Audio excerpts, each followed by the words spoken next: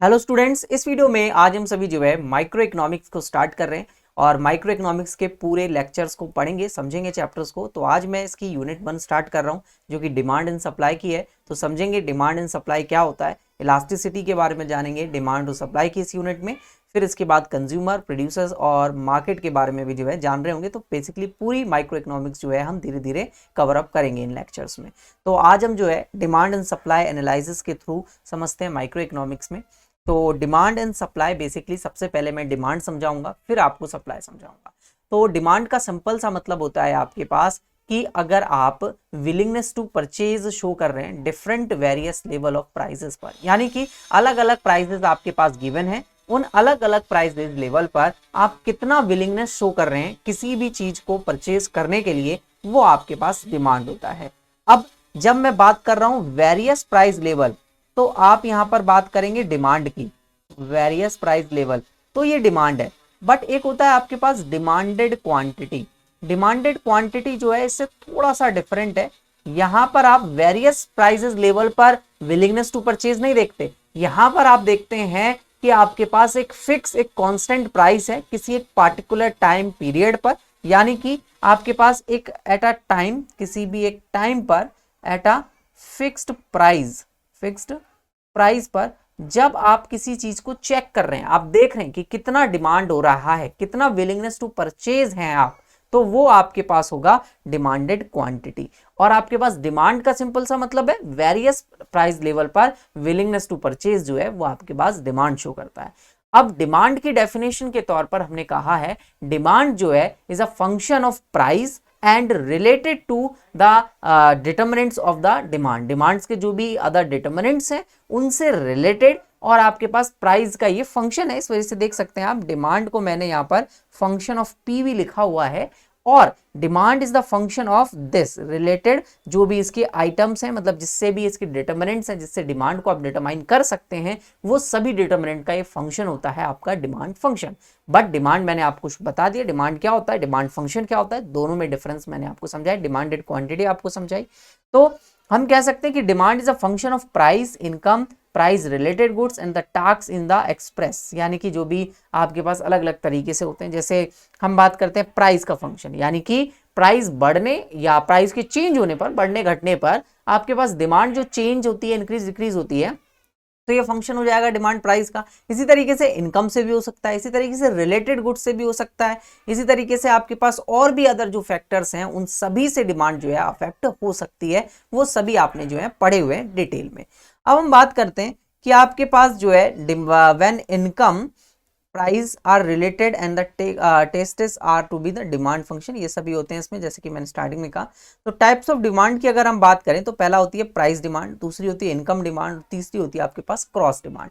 Price demand का मतलब है कि आप प्राइस के बिहाफ में देख रहे हैं, कि प्राइस के हिसाब से देख रहे हैं कि आप कितना विलिंगनेस टू परचेज कर रहे हैं। मतलब आपके पास अगर प्राइस बढ़ रहा है तो आप क्या ज्यादा परचेज कर रहे हैं? नहीं, आप कम परचेज कर रहे हैं। और अगर आपके पास प्राइस कम हो रहा है तो आप क्या कर रहे हैं? ज्यादा परचेज कर रहे हैं। तो ये प्राइस के रिलेशन में हमने यहाँ पर डिमांड को देखा। बट जब आप इनकम की डिमांड की बात करते हैं तो आप इनकम डिमांड देखेंगे तो आप इनकम को देखेंगे प्राइस के अलावा, कि अगर आपकी इनकम बढ़ती है तो क्या आप ज्यादा परचेज करते हैं किसी चीज को या कम परचेज करते हैं? तो आपकी इनकम बढ़ती है तो आप ज्यादा परचेज करते हैं, और अगर इनकम कम होती है तो हम कम परचेज करते हैं। तो यही सेम जो है, और देखिए ध्यान से समझिएगा, यहां पर जो भी मैं आपको अभी बता रहा हूं वो नॉर्मल गुड्स के केस में बता रहा हूं। यहां पर कोई अलग अलग टाइप के गुड्स नहीं है, जैसे कि आपने 11th 12th और बीकॉम में भी पढ़ा हुआ है कि आपके पास जो है रिलेटेड गुड्स, नॉर्मल गुड्स होते हैं, रिलेटेड गुड्स होते हैं, जिसमें हम गिफ्ट इन गुड्स होते हैं, इन्फीरियर गुड्स होते हैं। उन सभी के केस में नहीं बता रहा, अभी मैं नॉर्मल गुड्स के केस में ये सभी चीजें जो है बता रहा हूँ।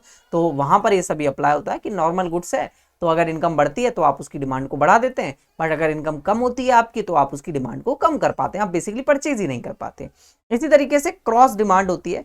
अब ये क्रॉस डिमांड शो करती है कि अगर किसी एक गुड्स के प्राइस को बढ़ने या घटने पर किसी अदर गुड्स के प्राइस या डिमांड पर अफेक्ट पड़ता है तो वो जो आपके पास जो है क्रॉस डिमांड कहलाएगी। जैसे मैं एग्जांपल के तौर पर कहना चाहूंगा कि एक्स गुड्स का प्राइस बढ़ा तो उससे वाई गुड्स की डिमांड जो है वो इंक्रीज हो गई, वाई गुड्स की डिमांड में चेंज आया, तो ये आपके पास क्रॉस डिमांड कहलाती है, जहां पर एक गुड्स के प्राइस में चेंज होने पर अदर गुड्स के प्राइस और डिमांड पर जो है इंपैक्ट पड़ता है। ठीक है, तो यहाँ पर आपके पास इनकी डेफिनेशंस भी लिखी हुई हैं, आप पढ़ सकते हैं। Price demand refers to the various quantity of a commodity और a service that a consumer और service that's are consumers would purchase at given a market, ठीक है, टाइम किसी भी मार्केट में जो है परचेज किया जा सकता है eight a various hypothetical prices. It is assume that other things remain same. देखिए अदर थिंग रिमेन सेम, आपके पास तो आपको पता ही है माइक्रो इकोनॉमिक्स की एक बेसिकली अजम्पशन है कि other things remain same such as consumers income, his taste, prices, inter related goods remain unchange. इनमें कोई भी चेंज नहीं होना चाहिए। जो प्राइस के अदर देन आपके पास डिटर्मिनेंट्स ऑफ डिमांड होते हैं उनमें कोई भी चेंज यहाँ पर नहीं होना चाहिए।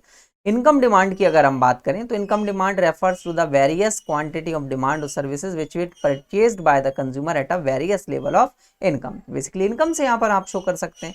He assumes that prices of the commodity or the service as well as prices of the interrelated goods and the taste desire of the consumer do not change। इनमें कोई चेंज नहीं होता है, बस अब आप इनकम की बात कर रहे हैं। तो जब भी हम किसी भी डिमांड की बात करते हैं तो हम अदर थिंग रिमेन्स सेम रखते हैं, उसके अलावा अगर प्राइस डिमांड की बात करें तो प्राइस में चेंज हो सकता है, अदर थिंग रिमेन सेम रहेंगी।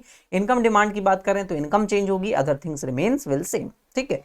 क्रॉस डिमांड की अगर आप बात कर रहे हैं तो cross demand means the quantity of a goods and services will be purchased with in refers to the change in price not to this goods but the other inter related goods. जैसा example मैंने ऊपर लिया, x के goods में change, price के change होने पर Y के गुड्स की डिमांड पर इफेक्ट पड़ता है, तो वही आपके पास जो है यहाँ पर कहलाएगा। यहाँ पर हम सब्स्टिट्यूशन गुड्स और कम्प्लीमेंट्री गुड्स के बारे में पढ़ेंगे। तो सब्स्टिट्यूशन गुड्स कौन से होते हैं? जिनको आप एक गुड्स के एक्सचेंज में दूसरे गुड्स को सब्स्टिट्यूट कर सकते हैं। लाइक आप कह सकते हैं टी की जगह आप कॉफी पी सकते हैं, कोक की जगह आप पेप्सी पी सकते हैं। तो ये सभी जो है आपके पास सब्स्टिट्यूशन गुड्स होते हैं। इसी तरीके से एक होता है आपके पास कम्प्लीमेंट्री गुड्स, ऐसे गुड्स जो मिलकर कंप्लीट होते हैं। मतलब अगर वो अकेला है तो उसकी ज्यादा वैल्यू नहीं है, जब वो दोनों साथ में आएंगे तो वो कम्प्लीमेंट्री गुड्स कहलाएंगे। नाम में ही पता चल रहा है। जैसे लेफ्ट पैर शू और राइट पैर शू। लेफ्ट पैर शू की कोई वैल्यू नहीं है जब तक उसके पास राइट पैर का जो शू है वो हमारे पास नहीं है, ठीक है। तो इस तरीके से हमारे पास जो है दोनों अगर पेयर है पूरा तो आप कह सकते हैं वन पेयर ऑफ शूज है, अब वो वैल्यूएबल भी है। बट अगर आपके पास अगर एक ही है सिंगल तो उसकी कोई वैल्यू नहीं है। तो ऐसे गुड्स होते हैं आपके पास कंप्लीमेंट्री गुड्स। जैसे पेट्रोल, कार और पेट्रोल आजकल तो वैसे मतलब और भी चीज़ों से चलने लग गई है, इलेक्ट्रिकल कार्स भी आ गई हैं, बट मैं मान के चल रहा हूँ कि कार को चलाने के लिए एक फ्यूल तो चाहिए ही चाहिए होता है। तो दोनों कंप्लीमेंट्री हैं। अगर कार है लेकिन फ्यूल नहीं है तो आप उस कार का कोई यूज़ नहीं कर सकते। आपके पास फ्यूल है बट कार नहीं है तो उस फ्यूल का कहाँ यूज़ करोगे? तो बेसिकली ऐसे गुड्स आपके पास जो है कंप्लीमेंट्री गुड्स होते हैं। क्लियर है? इन्हीं में आपके पास जो है क्रॉस डिमांड जो है अप्लाई होता है। अब हम बात करते हैं लॉ ऑफ डिमांड की, ठीक है। तो अगर मैं डिटर्मिनेंट्स ऑफ डिमांड के बारे में बात करूं तो वो सिंपल है। प्राइस है आपके पास, है ना।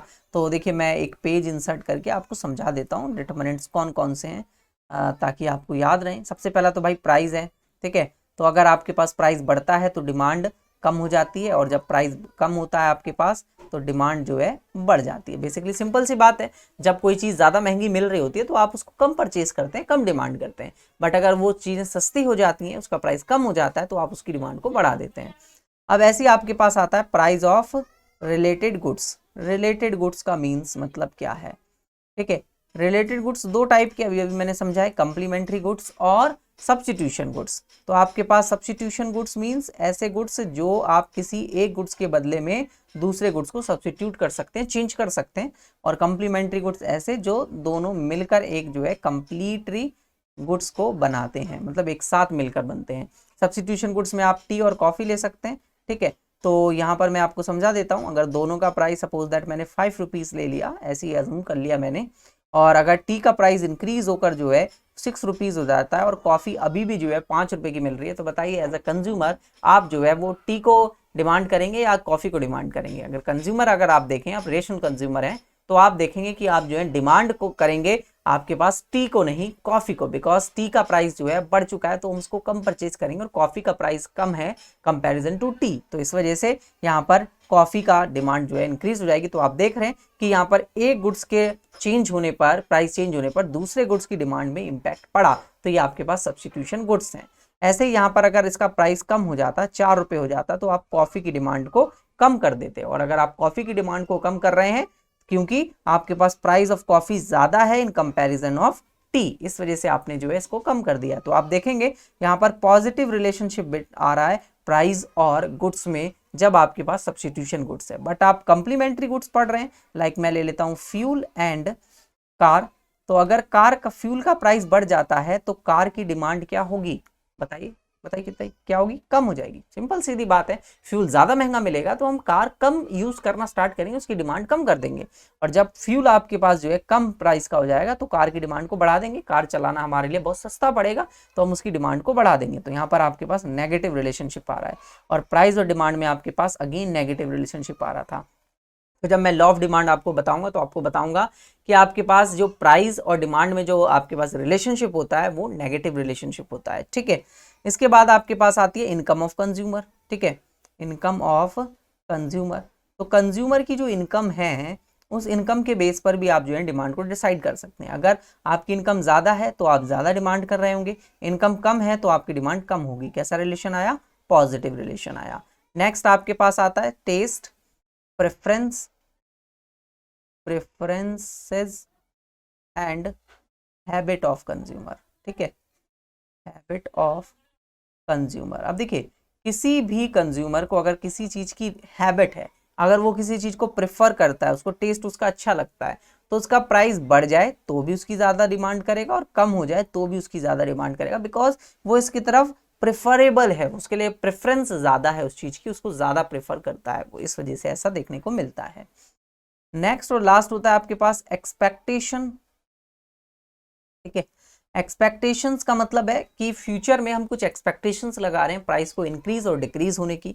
अगर मैं एक्सपेक्टेशन लगाता हूं कि फ्यूचर में प्राइस इंक्रीज होने वाला है तो मैं क्या करूंगा, देखिए मैं एग्जांपल पेट्रोल के एग्जांपल से आपको समझा देता हूं, ठीक है। पेट्रोल, ठीक है, अगर आपके पास पेट्रोल का प्राइस अभी सपोज दैट 70 रुपीज का है और आप एक्सपेक्ट कर रहे हैं कि कल प्राइस जो है वो 75 रुपीज का होने वाला है, 75 कल आप पता चल जाए बेसिकली आपको, तो आप क्या करेंगे बताइए। आज आपको 70 रुपए का पेट्रोल मिल रहा है, कल आपको 75 रुपीज का मिलेगा, तो हर कंज्यूमर आज ही लेके रख लेगा, वो कल तो नहीं लेने वाला। तो आप क्या करेंगे, सेम प्राइस पर डिमांड को क्या कर देंगे, प्राइस तो चेंज नहीं हुआ, आपने एक्सपेक्टेशन लगाई है, सेम प्राइस पर आपकी डिमांड जो है बढ़ जाएगी।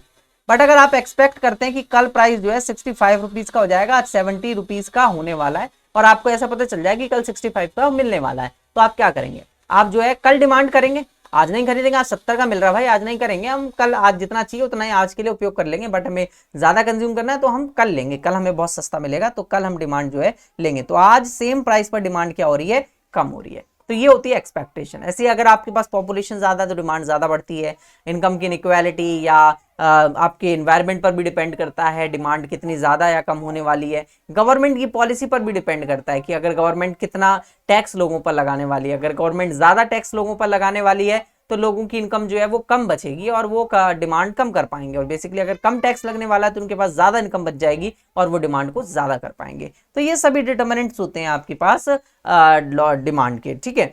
तो अब हम बात करते हैं लॉ ऑफ डिमांड की। तो law of demand basically simple सा मतलब है कि it is shows the relationship between price and the quantity of demand. आपके पास यहाँ पर एक रिलेशनशिप ये शो करेगा प्राइस और क्वांटिटी डिमांडेड के बीच में, जहां पर ये रिलेशन पॉजिटिव ना होकर नेगेटिव होगा। बिकॉज अभी मैंने आपको समझाया कि जब प्राइस बढ़ता है तो आपकी डिमांड कम होती है और जब आपका प्राइस कम होता है तो आपकी डिमांड ज्यादा होती है। तो ऐसे केस में आपके पास नेगेटिव रिलेशनशिप आ रहा है, ना कि पॉजिटिव रिलेशनशिप, ठीक है ना। तो यहां पर आपके पास this laws express the relationship between quantity demanded as and as price. It's may be defined as the Marshall words. Marshall के वर्ड्स में अगर आप इसको पढ़ें, the amount demanded increase with the fall in price and diminishes with the rise in prices, Thus it's expressed in a inverse। मतलब ये inverse भी हो सकता है कि प्राइस कम होने पर भी बढ़ जाए, ठीक है। Relationship between price and demand, the inverse price relationship demand is based on the other things remains equal. अब देखिए मैंने कहा था ना, ये मेन अजम्पशन है आपके पास माइक्रो इकोनॉमिक्स में, अदर थिंग रिमेन सेम, मतलब जो भी अदर डिटर्मिनेंट्स हैं, जो भी अदर डिटर्मिनेंट्स हैं उनकी बात यहाँ पर हो रही है। डिटर्मिनेंट्स में कोई भी चेंज नहीं होना चाहिए, बाकी अदर थिंग्स आपकी चेंज नहीं होनी चाहिए, बस प्राइस में चेंज होना चाहिए, तो आपके पास लॉ ऑफ डिमांड जो है अप्लाई होगा, वरना नहीं होगा। अब हम बात करते हैं exceptions of the law of demand. कहां कहां पर लॉ ऑफ डिमांड जो है फेल हो जाता है। तो ऐसे बहुत सारे केसेस हैं जहां पर लॉ ऑफ डिमांड आपके पास जो है फेल हो रहा होता है। बेसिकली सिंपल से वर्ड में मैं आपको समझाना चाहूंगा, जहां भी प्राइस और डिमांड का रिलेशनशिप पॉजिटिव शो होना लग जाए तो समझ जाइए वहां पर आपके पास लॉ ऑफ डिमांड जो है फेल होने वाला है। ठीक है, तो अगर एक्सेप्शंस की बात हम करें, as we hate said abused generally the demand curve slopes to the leftward, यानी कि डिमांड कर्व जब आप ड्रॉ करेंगे तो इस तरीके से आपके पास लेफ्टवर्ड डाउनवर्ड स्लोपिंग होगा।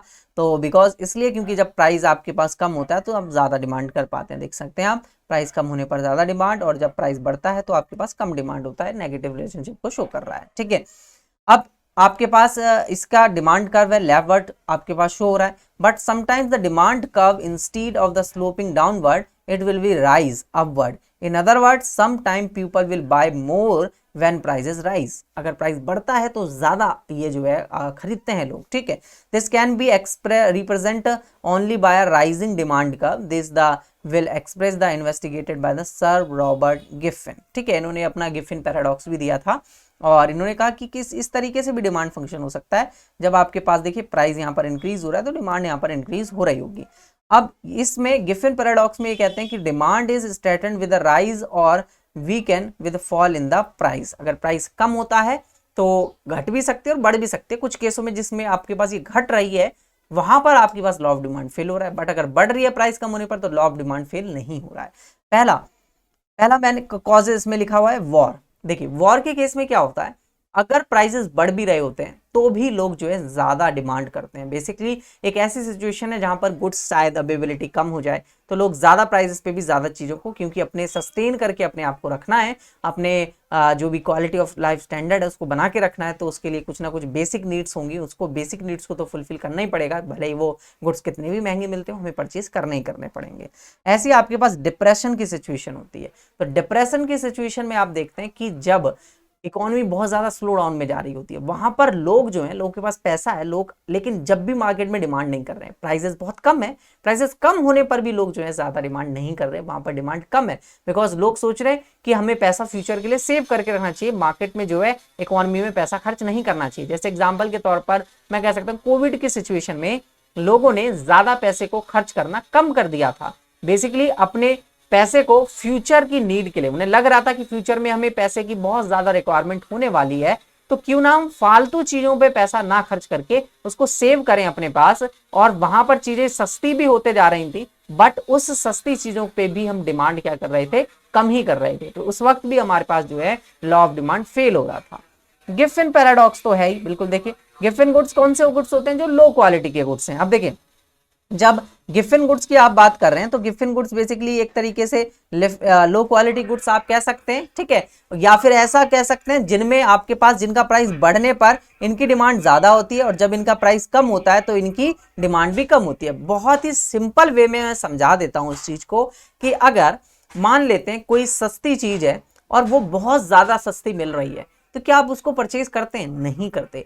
आप क्या करते हैं, उसकी डिमांड को कम करते हैं। क्यों कम करते हैं? इसलिए क्योंकि आपको लगता है कि ये इतना सस्ता मिल रहा है, शायद बहुत बेकार होगा, तभी तो ये इतना सस्ता मिल रहा है, इस वजह से आप उसकी डिमांड को नहीं करते, कम डिमांड करते हैं। तो आप देख रहे हैं प्राइस कम होने पर डिमांड कम हो गई। और ऐसे अगर वो गिफिन गुड्स बहुत ज्यादा महंगा मिल रहा है तो आप उसकी डिमांड को ज्यादा कर देते हैं। ऐसा ही तो होता है, आपके पास एक कंज्यूमर का माइंड इसी तरीके से काम करता है। जब उसका प्राइस ज्यादा है तो हमको लगता है कि ये चीजें जो है बहुत अच्छी होगी, भले वो बहुत बेकार हो, बट हमें लगता है कि वो बहुत अच्छा है तो हम उसे जो है ज्यादा डिमांड कर लेते हैं। बट अगर उसका प्राइस कम है तो हमें लगता है बेकार है तो हम उसकी डिमांड को कम करते हैं। तो यही होता है आपके पास गिफिन पैराडॉक्स, जहां पर आपके पास पॉजिटिव रिलेशनशिप मिल जाता है प्राइस और क्वांटिटी डिमांडेड के बीच में। ठीक है, डिमोनेस्ट्रेशन इफेक्ट। डिमोनेस्ट्रेशन इफेक्ट बेसिकली यही शो करता है कि आपके पास इनकम कम होती है तो लोग जो है डिमांड को क्या कर देते हैं, ज्यादा कर देते हैं। तो ऐसे ही आपके पास इनकम कम होने पर भी लोग जो है ज्यादा डिमांड करें। बेसिकली यहाँ पर आप देख रहे हैं परचेजिंग पावर, और अगर लोगों की परचेजिंग पावर जो है ज्यादा है तब भी वो क्या कर रहे हैं, डिमांड को कम कर रहे हैं, तो आप कह सकते हैं किस तरीके से डिमांड पर इंपैक्ट यहाँ पर पड़ता है। स्पेकुलेशंस आप कह सकते हैं, लोग जो है सोचने लग जाते हैं आज खर्च करें या नहीं करें, तो उस वजह से जो है आपके पास प्राइस और डिमांड में नेगेटिव रिलेशनशिप नहीं आता, पॉजिटिव रिलेशनशिप आ जाता है। ठीक है, अब हम बात करते हैं इंक्रीज और डिक्रीज और एक्सटेंशन और contraction of the demand. And the इसके पास नेक्स्ट हम इलास्टिसिटी के बारे में भी देखेंगे। तो एक पेज इंसर्ट मैं कर लेता हूँ, वहां पर हम सबसे पहले जो है समझते हैं कॉन्ट्रैक्शन के बारे में, और आपके पास जो भी ये होगा कॉन्ट्रैक्शन, एक्सटेंशन, या फिर आप इंक्रीज और डिक्रीज कह सकते हैं। तो आप बेसिकली जब डिमांड के बारे में पढ़ते हैं तो सबसे पहले आप देखते हैं कि मूवमेंट अलोंग द डिमांड कब होता है। ठीक है, मूवमेंट अलोंग डिमांड कर्व। ठीक है, अब ये movement along the demand curve जो है किस वजह से होता है? Movement along the demand curve आपके पास ओनली चेंज इन प्राइजेस की वजह से हो सकता है। चेंज इन प्राइजेस, जब प्राइजेस आपके पास चेंज हो रहे हो तो ही आपके पास मूवमेंट अलोंग द कर्व हो सकता है। अब ये दो टाइप का होगा। सबसे पहले आप कहेंगे कि आपके पास जो डिमांड है वो क्या हो सकती है? कॉन्ट्रैक्ट हो सकती है, मतलब एक्सटेंड हो सकते हैं, आप एक्सपेंशन कह सकते हैं। ठीक है, एक्सपेंशन इन डिमांड, और दूसरा आप कह सकते हैं कॉन्ट्रैक्शन इन डिमांड। डिमांड क्या हो रही है यहाँ पर? कम हो रही है। ठीक है, देखिए समझते हैं।